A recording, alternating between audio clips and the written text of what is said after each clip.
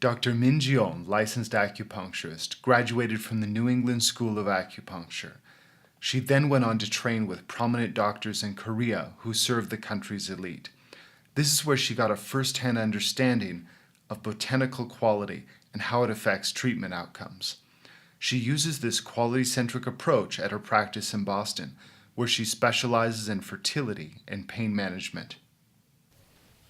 So, man, how the herbs are used in Korea, according to your experience? Like most Asian countries, general population know when to use what herbs at what point. Just like you have a common flu, oh, you're going sore throat, go to the convenience store, pick up in chow. They have sore throat. We kind of grew up just like that. And then you have a cough. Okay, go down to the convenience store, get some herbs for the cough.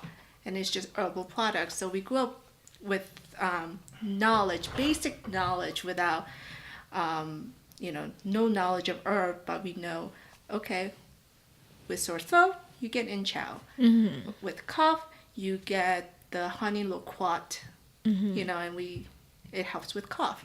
I had no idea why it works. After studying herbal medicine, I'm like, oh, this is why it clears the lung heat. It drains the dampness. So we get knowledge. But in Korea, it's pretty much general population knows what to do. It's like common sense. Common sense, yeah. Exactly. And, if our parents saw that, we were just got over a cold and we were weak, we lost like 5-10 pounds because we couldn't eat and we were vomiting. Mm-hmm. They know to boil some oxtail soup with some dangui and some blood-moving herbs and, and they'll make us eat it literally 2 weeks, every single day, every meal, some oxtail soup with some herbs. So mom had knowledge of herbs without even having a knowledge of herbal study. It's just a common knowledge that's passed down from, right. I guess, generations. It's, you do this. You give birth, it's like you drink seaweed soup for 2-3 months to build up blood. Mm-hmm. That's just what my mom did. And, you tell them no cold shower, no cold feet on the cold floor, warm yourself, wrap your belly. And for first 100 days, do not expose your baby to any foreigners, anyone, and just the immediate family, because first 100 days is susceptible to viruses, cold, and that's when, infantile death happens. So it's just a knowledge of everyday knowledge. Right. It's interesting because in China too, like you have like the whole month after birth, there's very strict rules you need to follow, like no cold, cold feet, no wind, no AC. Well, which probably is not that strict anymore, but it was like, okay, you can't even take a shower or wash your hair at that time. Because cold invades your body during that time. Yeah. And I heard that there's something like similar in Mexico too, and I was actually going to interview a friend who is a Mexican woman, and then who have the similar. Yeah, in Japan, I was talking to some of my friends. Even in Africa, they have the similar practice. In Jamaica as well, a lot of African culture has this very similar practice. Mm-hmm. But in Korea, herbal medicine is huge, and that's something, your mother will, monthly they see that, your dad is kind of, run down. Let me go down to the herbalist, be like, okay, my husband's run down. He's 45 years old. He works this schedule. He doesn't sleep much. The herbalist, without even taking a pulse, anything, will give you this tonic. Right. And you take it for 2 weeks, and then it's like, oh, that worked great. So that is, you don't need herb, you don't need pulse, nothing, like no tongue. It's your wife or someone, your in-laws, they go down to the herbal clinic and say, look, I have a son, and this is what he's feeling. Right. And also, like, most of the formulas we see in America, like, you only use under the supervision of practitioners. In Asia, they're actually just over the counter. Over the counter. the most common herbs like buzong ichitang. Right. 桂皮丸, 六味地 yeah. 黄, all those things are just over the counter because basically they're really safe, one. And two is it's common sense for people to know when to use it. Right. And the Right. time that they cannot fix them, then they will go to a doctor and then ask more specific. Exactly. Formulas. Exactly. I mean, so someone has cramps, for a woman, for a kid to have a cramp, most parents, most mom will say, oh, here, some Shaoyasan tea. It's just a TOT bottle. They take it for 3 months. If your cramps doesn't go away, then, okay, let's go. Let's go to the herbalist and we'll get you a specific formula. Right. But, yeah, that's how we grew up. Great. So, well, in your experience growing up as half Korean, how was it using herbs and everything?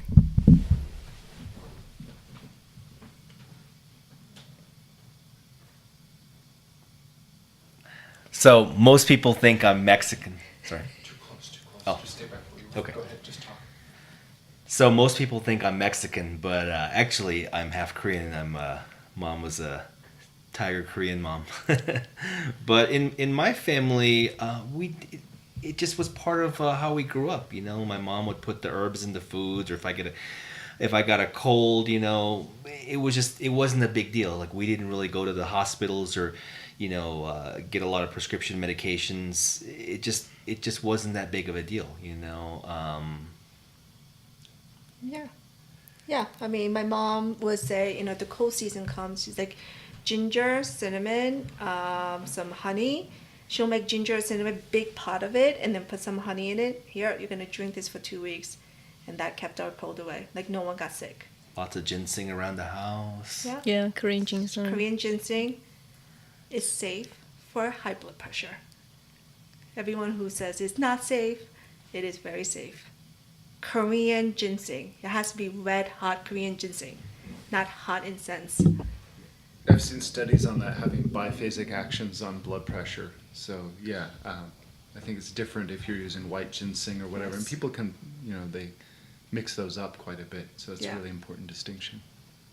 Yeah, it's interesting because my cousin who just had a baby who's 2 years old now, and then one day the baby had fever, just sudden high fever. The first thing she did was she helped use some herbs to help with the food stagnation. Somehow she knew that it's caused by food stagnation, and then made the baby poo, and then the fever is just gone. Right. And when I heard the story, I was really surprised because I'm so used to the American way. Here, like, okay, if it's fever, you probably need to do something to just physically reduce the temperature, but not looking at the digestion. Mm-hmm. So I was actually surprised to know that she knew to reduce the food stagnation with herbs. What's it like in Korea if you go to a traditional hospital? What is the process like? What is it like to get herbs in Korea outside of what your family might just get for you? So in Korea, most people will go to a Chinese medical herbalist and get 2 weeks worth of herbs. And so my parents will go get 2 weeks worth of herbs for their boss, and they'll get, oh, you know what, my CEO, he's 50 years old, he has this, and they'll know, if he drinks a lot, he smokes, and we want to give him some tonic or phlegm. He probably has, digestive issues, so they'll give him herbs. And it'll be by this famous herbalist. And they know he's famous because 2 weeks of herbs will cost $5,000. And as a gift and offering, you go to your CEO and say, "Here, I got you a gift. This is some herbal tonic. It's from this famous, herbalist in Gangnam, And he said, thank you. They'll drink it. And they know exactly how much it costs because it's famous, and no one charged less than $5,000. Usually about 10 or 20 grand is the going rate in Korea at the moment. What is the difference in herb quality? Because people in the U.S. may go to, the natural store and they get some herbs to try. I'm guessing that the upscale herbs that people who are CEOs in Korea are getting are not quite the same as what we're getting in the grocery stores. Oh yeah, it's very pure. First of all, it's like different dispensary is in a liquid form, so everything is all cooked for you. So there's no mother-in-laws cooking all these raw herbs. It's all cooked for you. It's in a complete some pack kind of thing, individual pack, and you take 3 times a day. It comes in a little box, and so all you have to do is heat it up and drink it for 2 weeks, and it's high quality, and they make sure it's high quality by I'm sure they have their own pharmaceutical. It's in Korea. It's also under the pharmaceutical category, right? Not Yes. food. Yes. Yeah. Yeah. So same in China and Japan. Yeah. So it's pharmaceutical level versus, I think, in the US it's food level. Yeah. So what we're getting here tends to be what you would find in a Chinese or Korean grocery store, not what somebody's going to take seriously for health. And I think a mistake people make is they say, oh, well, that ginseng costs this much, but in Chinatown I can get ginseng too. But it's not the root, it's what's inside. It's the, it's the purity. contaminants, the purity, and the quality of what's actually there. That'll determine. And beyond that, there's a lot that they're not measuring for that people just know traditionally. You get the wild ginseng that you have to climb up onto a cliff to get, that you might die getting. It costs more, and for a good reason, because that stuff is nothing compared to, you go to some company, some vitamin company that's selling you ginseng in red capsules at a vitamin store. Stuff is garbage. Right. Lon, what's the difference between ginseng that is at that price range compared to ginseng that you might find in San Francisco, Chinatown? So good ginseng costs a lot. Everybody knows that. And the good quality ones, it depends on where it's from, how it's growing, how long it has been growing, and which part of the roots. It's not all the roots cost the same. Which part of the roots also decides the price and the quality and the active ingredients. So the active ingredients will vary based on what part of the root is used? Yes. And how long, like how many years this ginseng has been growing. What about the processing? Is there a difference in quality when it comes to processing and how that will affect those constituents? Absolutely, because just say there are different types of ginseng, red ginseng, white ginseng. There are already like the different processing steps decide what type of ginseng they become, and then also what kind of effects they have differently. So different processing methods will differentiate their function, also differentiate how many active ingredients left after processing. Have either of you found this upper end quality of herbs beyond like gifted ginseng, but for the whole formula? Is this easy to find in the US, or is this something that you pretty much only find in East Asia? It's really hard to find in Yeah, in America. It is. Like the high quality, even like the buzong ichitang, Right. very basic formula for digestion. I go through Japan to get it. Japan, like just the powder form. Right. Yeah. Yeah, like the formulas, if we compare the ones we can get in America to the ones that we can get from mainland China, not to say Hong Kong, the effect is different already because the standard, the way they manufacture it is already different. So if you're sourcing, you really have to go through somebody who has a foot in both worlds, because if you go through an American company, it's very unlikely that they would even have the nuance to know any better, right? Well, they're probably just going to be shopping based on price. I would think so. I would Yeah. assume so. Yeah. Price, and then most practitioners, they don't know that there is a different quality. That's the difference. And then in Chinese medicine schools in the West, are there any classes where they go through and show you this is high quality, this is low quality, this will not have an effect, this is where you start to get powerful effects?